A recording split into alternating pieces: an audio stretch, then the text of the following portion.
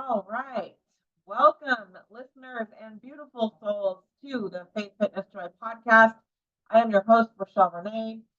This is episode 94, Spiritual Gifts, what they are not, and how to tap into yours. As many of you know, if you've been listening to this podcast for a while, I am an intuitive health coach. I'm also an energy healer.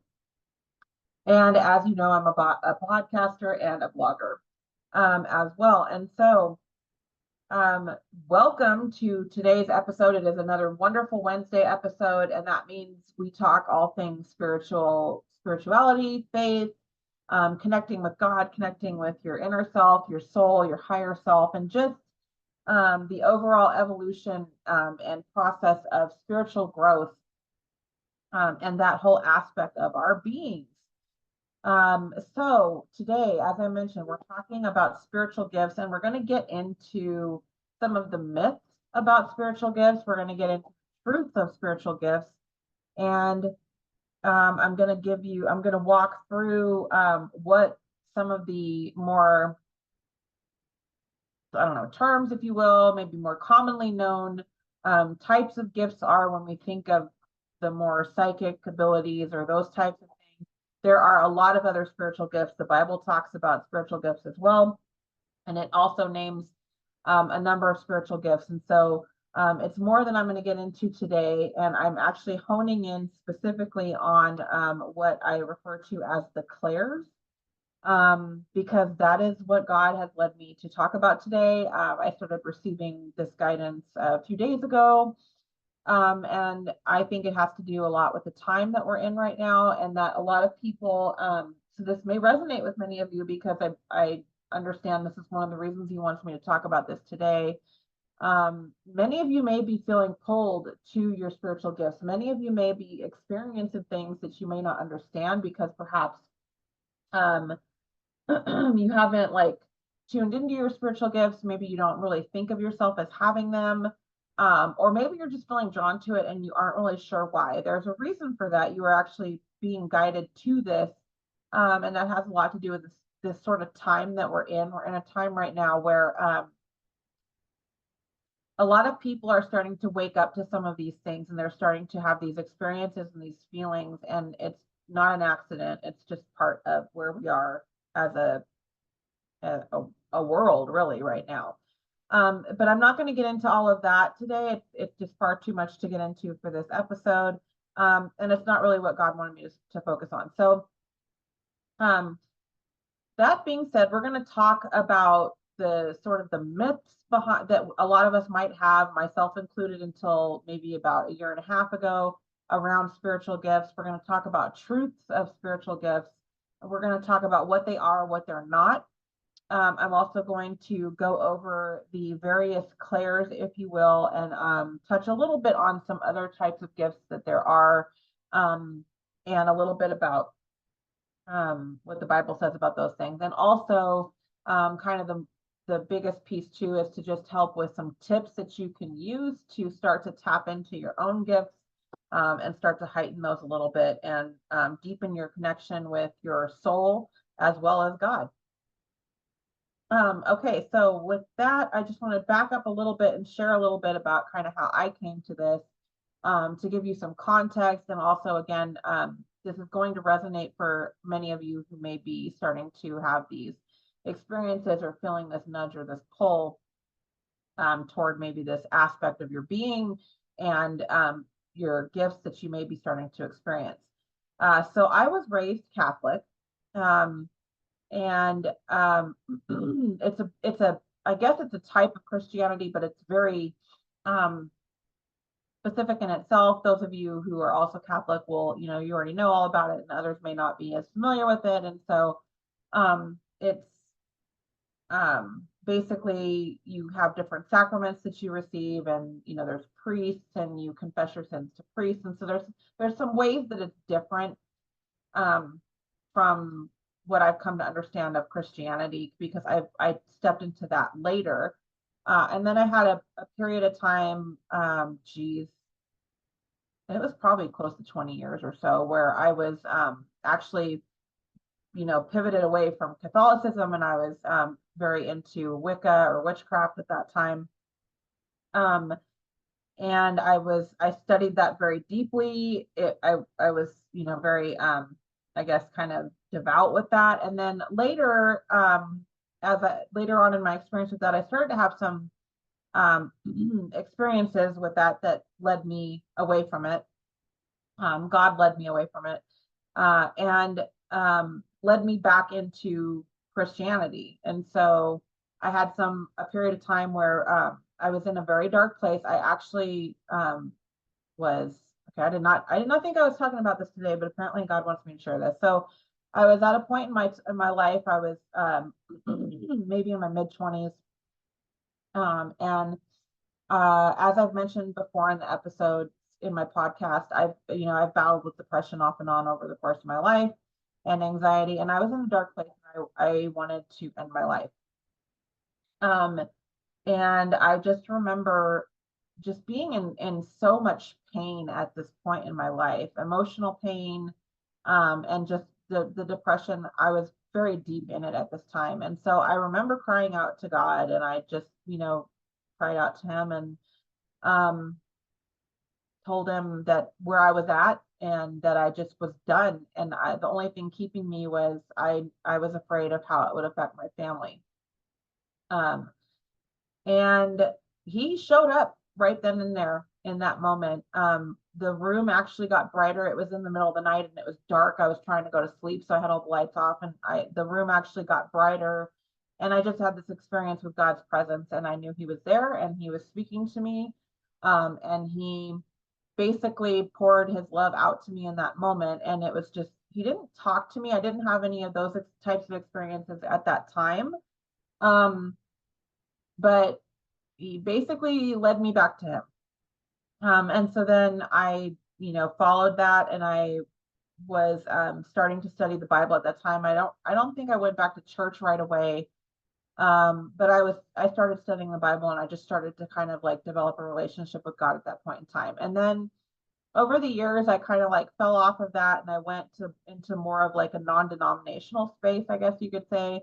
I remained like sort of connected to God, and I was still very like, much praying regularly and all of that, but I wasn't like in a church or anything like that. And then later, and I've shared this in some recent episodes, when I was going through my divorce and all of that, and my best friend was doing a prayer group, and she really wanted me to go to the group, and it ended up being exactly what I needed at the time with what I was going through. The workbook that group was studying, and then it led me into a church that she was going to, and I stayed with that church for many years. And then I was kind of in and out of different churches over the years since then, until maybe a couple of years ago, maybe about a year ago. So that's just kind of the path and sort of the journey. But I would say the constant has been that I've always like maintained some sort of level of relationship with God, and it's deepened over the years as I've I guess leaned into him more, and basically worked to allow myself to be led by him. And so I would say in the past, I guess it's been about 10 years. A lot of the journey that I've been in, has involved being involved in different churches at different points in time, and studying the Bible, reading the Bible, and then just like the different seasons that I've moved through in the space of this 10 years since I started this, because this whole 10-year window has kind of been from the time that my divorce happened. And how my relationship with God has evolved and deepened over that, and how he has helped me understand him through the different seasons I've moved through in my own life. And he's always characterized them for me based on certain books in the Bible. Like the first one that I went through was Exodus with him. And Joseph at the same time. So there was some stories from Genesis that were playing out in my life that were very relevant at the beginning of my journey. And then over time, I've had all these different seasons, from like an Esther season to Daniel, and all sorts of other stories in the Bible in between. And so I was, really like in the Bible, I guess you could say, and involved with the church over the last decade. And then a little over a year ago, I came across basically like an activation and like this training through a mentor that I've been working with for some time now, to like tap into my spiritual gifts and activate them. And at first I was like, didn't give it a whole lot of thought because of what, what the church would tell me, right? And what I thought the church would say about it. I didn't even really sit down with anyone at the church about it, but I just started feeling really drawn to it, and I couldn't really explain why. And I felt very led to go into this training. And finally, I prayed about it, and I was asking God, like, where's this coming from? Like, are you nudging me to this, or is this just like something else at play? And He made it very clear that it was a nudge, and that it was something that He wanted me to follow and pursue. And then over time, after I stepped into that and made the decision to get into that course, He started taking me back to some of my earlier experiences with some of my gifts, which now I understand that's what they were, but at the times that I was experiencing them, I didn't understand what they were. Um, and one of them I shared a little bit about how I experienced that when my father passed away, was when I first started learning about having the ability to speak with those across the veil, and some other of the gifts that I've had. So anyway, I followed that, and I eventually like learned to tap into my gifts, and of course along the way I was also seeking, guidance from God around it, because again, like certain churches and interpretations of the Bible and things like that will have you, have a very different opinion about all this, and have people often very fearful of these things, because it characterizes them as evil or of the devil or things like that. And so I get it, because I was believed that for a long time as well. But I also always had this question in the back of my mind, like, then why do people have these gifts? Because there's a lot of people that are not, I wouldn't describe as evil, who have abilities and they were born with them. And they were always kind of able to use these gifts. So it just never made sense to me that, like I just know not everybody that I've come across who's had these gifts is like, evil or deliberately like communing or something like that with quote unquote the devil. Um, so it never really made sense to me. And over time, I've started to learn more and get more kind of like, understanding from God about that, and learning to distinguish some of the myths from the truths of all of this. And we'll talk a little bit more about that. So I want to start with some of the myths, because I held these same beliefs as well.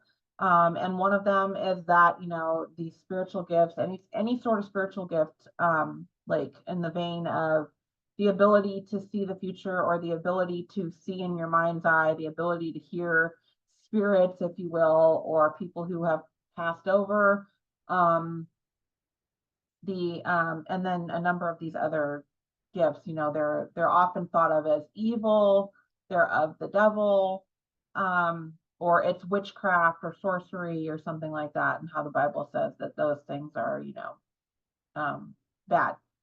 But again, a lot of times it comes down to interpretation, and intention. Okay, so those are some of the myths. None of that is true. They are abilities, and the abilities in and of themselves are not inherently one or the other. They are what they are. So some of the truths that I found in the Bible, and in, receiving the guidance from God to talk about this today, and also in my own journey stepping into my gifts in the last year and a half or so, this is some of the things that have been made clear to me, and that I've come to understand, and that have been shown to me, or that I've been led to look into. So some of the biblical references that speak about spiritual gifts. I'm not going to read the chapters or the excerpts. I'm just going to give you the citations, and you can go check them out for yourself if you like.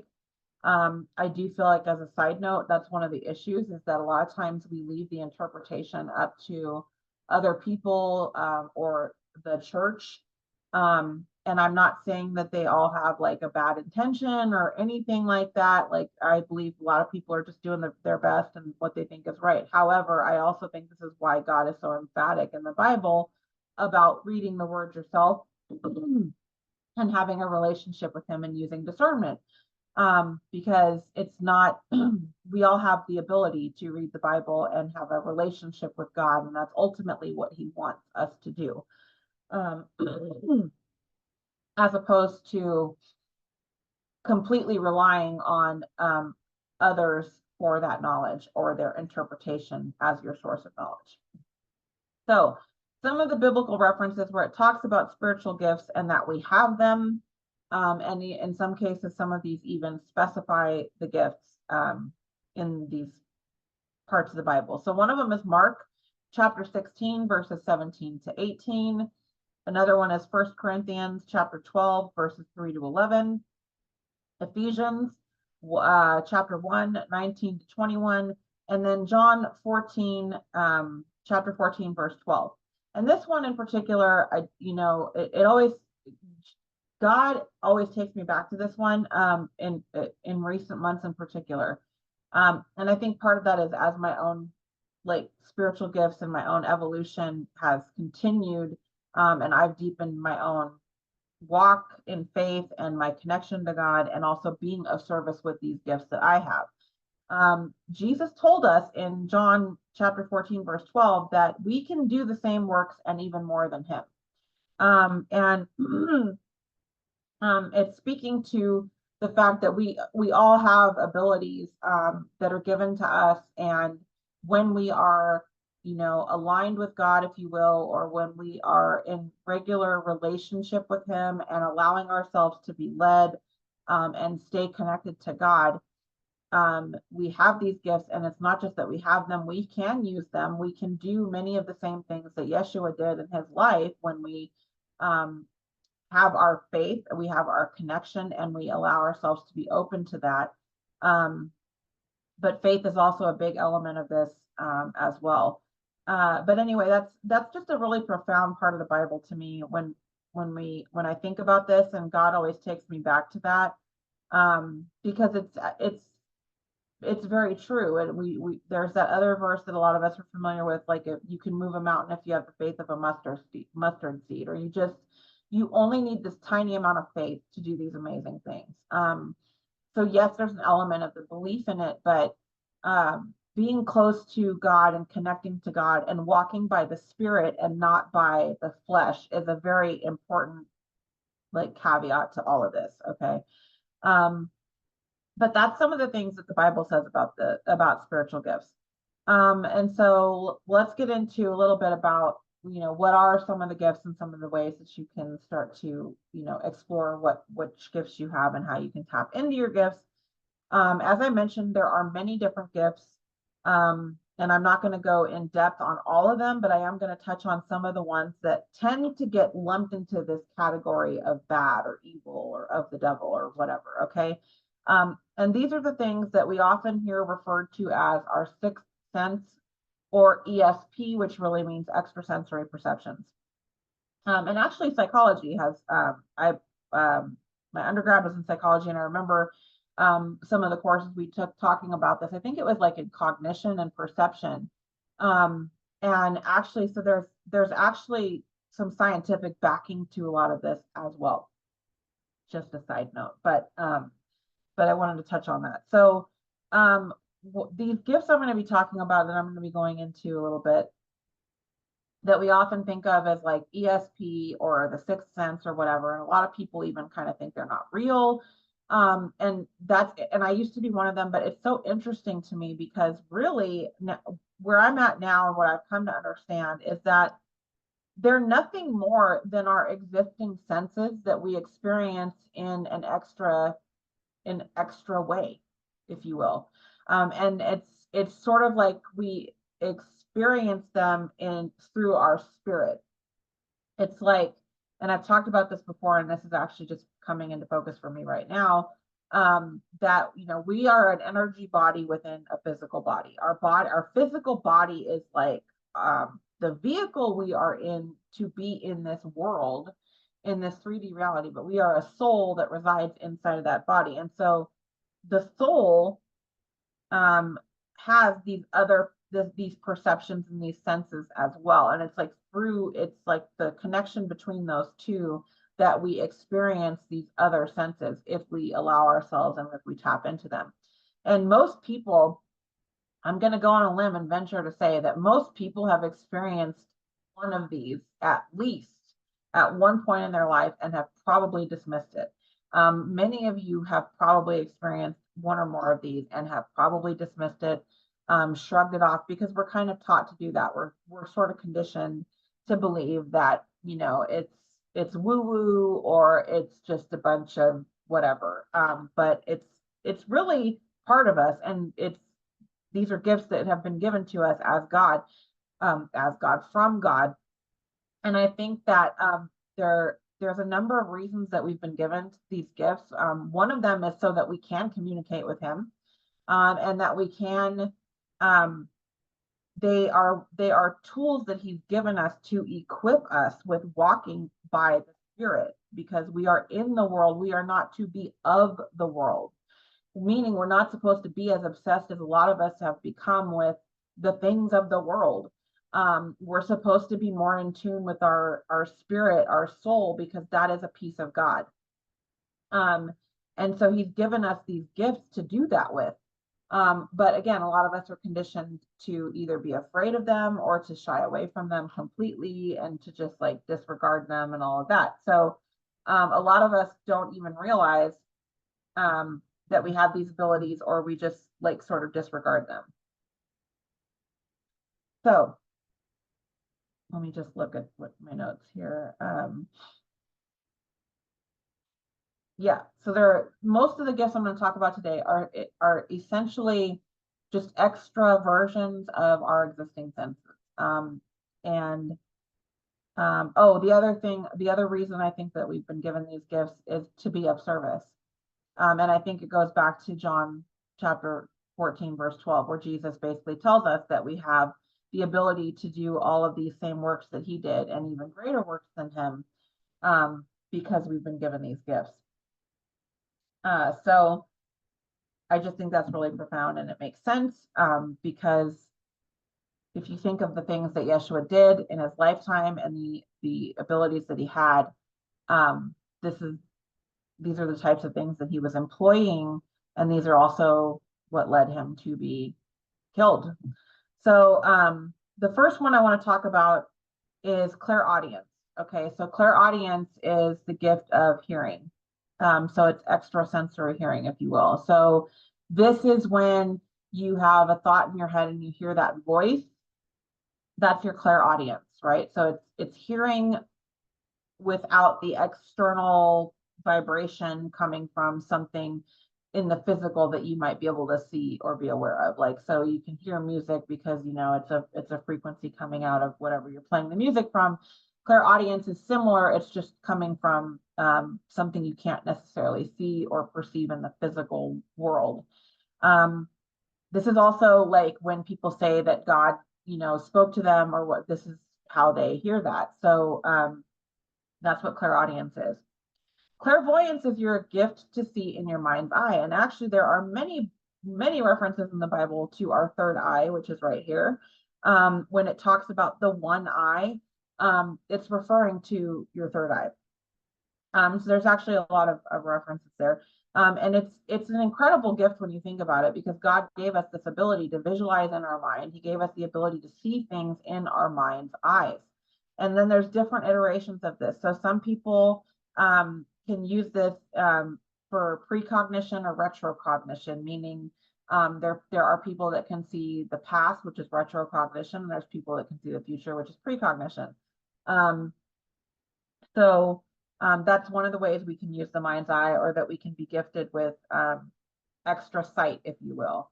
I get this as well. So like sometimes when I'm channeling, I will, I'll see things in my mind's eye. I'll get an image of something as opposed to hearing something. Um, so I do hear as well. I have clairaudience as well, but I also can see things in my mind's eye. The next one is claircognizance. So claircognizance is basically like when you just know something, when you suddenly know something. So you may have experienced this where maybe you're praying about something. Maybe you're asking God for guidance about something, or there's something bothering you and you're not really sure what to do, what the next step is. And then all of a sudden, it's like it just drops in. Like one day you just get this clarity about it, or one day you just have the answer. And you just know what to do, or you just know how to proceed with a certain situation. That's claircognizance. It's basically just like psychic knowing, for lack of a better term, to put psychic in front of it. But again, it's like you don't really know where it came from. You just know all of a sudden you know how to do whatever it is you're seeking guidance and clarity for. Clairsentience is the next one. So this is actually like psychic sensation, if you will. So it's like when you like feel something. So this is when you have goosebumps. Like if you're in a place that's maybe giving you some sort of a vibe or something like that, or you feel like there's a presence around you, and the hair stands on end, or you get the goosebump sensation, that's a form of clairsentience. It can also be like when you feel like cold or hot in a certain space, or just any sort of sensation on your body, like that you're perceiving through touch, when you don't, there's no answer for it in the immediate physical 3D, if you will. So that's an example of clairsentience. And then the next one is, there's a couple terms for this one. It's clairsentience or clairolfaction, which is basically psychic smell. So this could be where you just start to smell like your grandma's perfume for some reason, and you don't know why, because she's been, dead for 5 years or something like that. And you're just, all of a sudden you get that smell of her. That's a form of clairolfaction, where it's like you're perceiving a smell that you can't explain why you're perceiving that smell. And it can come and go pretty quickly without explanation, but it's kind of like just enough for you to know that you picked it up. The next one is clairgustance, which is basically psychic taste. So similar to smell, you might just all of a sudden taste a familiar dish from someone that you love who's passed away, or maybe someone was really like fond of a certain flavor, and all of a sudden you're tasting that flavor, and you're not really sure why. That's a form of that. And then there's clairtangency, which is like the touch. So this is where you can pick things up from objects or people. So it's like, another term for it is psychometry, where it's like certain objects can hold a certain energy, and you can pick those energies up from touching those objects. I don't like to give I don't know, I'm not giving these examples that I'm getting because they don't feel, they're not positive, but like when, we see these scary movies about like objects that have something bad attached to them, like I guess it's more of a, what many of us might be more familiar with. But it can also be the same from something more sentimental, like they're showing me like baby blankets, or a blanket that your grandma crocheted or knitted for you, or something like that. So there's also like, you can pick up energies from objects, and that's what clairtangency is. And then there's clairempathy. Clairempathy is basically when you can feel emotions of other people. And sometimes you may have heard this referred to as like somebody being an empath, and people might speak about it that way. That's basically what it means. And actually, this is one of my gifts as well, is clairempathy and clairsentience. And so when I am doing healing work with someone, that is how I'm perceiving something that they might need some help with. Like I will pick something up in my body that I know is not mine, and that will give me an idea of where they're holding a certain emotion. there's been many times where I've actually felt the emotion of the person, and so it will move through me. And so that's another example. And then this is also tied to another gift that I have, which I call it activation. I also call it alchemy.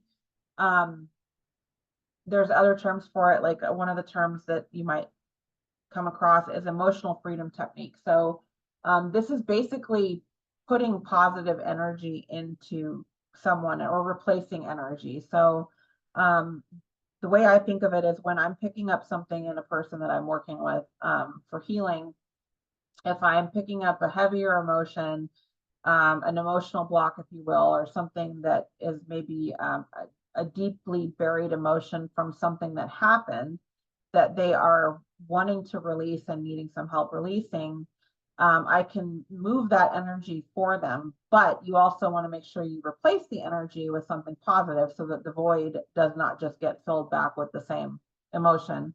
And so that's what this other aspect of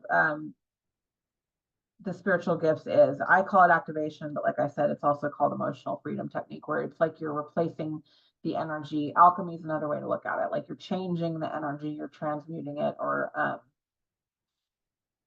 changing the form or the nature of the energy that's being moved or perceived as part of that particular spiritual gift. So those are the main like clairs, if you will. That's what they're talked. That's what I think of them as, because there's a number of them. If you look them up, a lot of times, like you'll commonly see the ones that a lot of people are more familiar with, like clairvoyance, clairaudience. But there's actually, like I said, quite a list of them. And then there's a bunch of other different spiritual gifts as well. Like mediumship is another gift I have, where you're just able to perceive people across the veil and communicate with them in some form or fashion. And it can be through one or more of the clairs. Is usually how it happens. Some people will hear them, other people might even actually see them, or they will use these other senses that we have in our bodies to help us with whatever it is that they're trying to communicate. So those are the gifts, and some of the gifts that you may have. So, some of us might have more than one, some of us might have all of them. The Bible also talks about this as well. I didn't write this verse down, but there's one verse where it talks about for whom much is given, much is expected, kind of a thing. Like, so there's like a responsibility that comes with it. And so, and again, I think this speaks to being of service with the gifts and using the gifts to help other people, and following Yeshua's example of that, because he, obviously was known for miracles and using his gifts and helping people and healing people. And so that's a little bit about what the gifts are. And then some tips for activating them. The first thing is I would not just like start like necessarily playing with them. If you're already perceiving that you have some of them, or you're thinking that you do, I would start a practice of communicating with God every day, like going into meditation and asking God for guidance, to help you with what it is he wants you to do with your gifts and how he's calling you to use them. Because if they're starting to become more evident to you, there's a reason for that. And it's because he wants you to use them. He's seeking to use you as a vessel in some way to help other people or to fulfill part of what you're here to do in this life. And so, just praying and asking for guidance around what it is that he wants you to do. And then he will lead you to that in however many ways. And there's so many ways he will do that. I've talked about it in previous episodes, like, he'll use the Bible. He'll use other people, like somebody will just come up to you and randomly start talking about whatever you might be praying about with him, with no knowledge of what you may have been asking God about. And that's a way that he will speak through other people to answer you. He will use your gifts as well. So you might actually hear him through your clairaudience.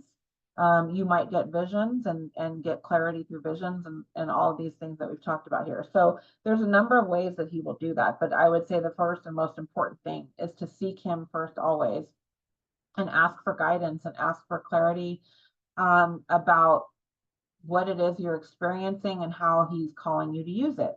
That would be the first step. And then using meditation is very important. Meditation is important for a number of reasons, and I talk about that in great depth in other episodes if you want to check those out. But it's another great way to heighten your gifts and to start to tap into them.